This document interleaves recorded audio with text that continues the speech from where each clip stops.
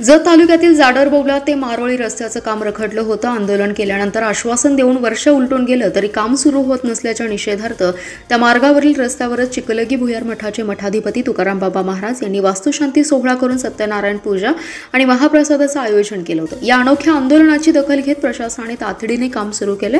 आंदोलनस्थळी काम सुरू करण्यासाठी ज्या मशिनरी आल्या होत्या त्यांचं पूजन करून तुकाराम बाबा यांनी आंदोलन मागे घेतले।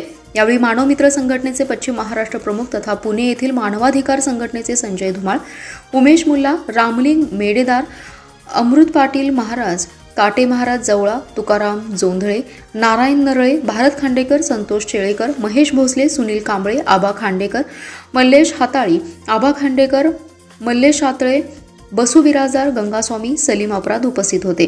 जाडरबोगला ते मारोळी रस्त्याची दुरावस्था झाल्याने सोनाळे येथे मागील वर्षी 9 ऑगस्ट रोजी रास्ता रोको करण्यात आला होता। त्यावेळी अधिकाऱ्यांनी काम सुरू करण्याचं आश्वासन दिलं, मात्र काम सुरू करण्यासाठी रस्त्याच्या कडेला आणि रस्त्यावर अंथरलं, पण त्यानंतर कुठेही तरी माशी शिंकली आणि हे काम रखडलं।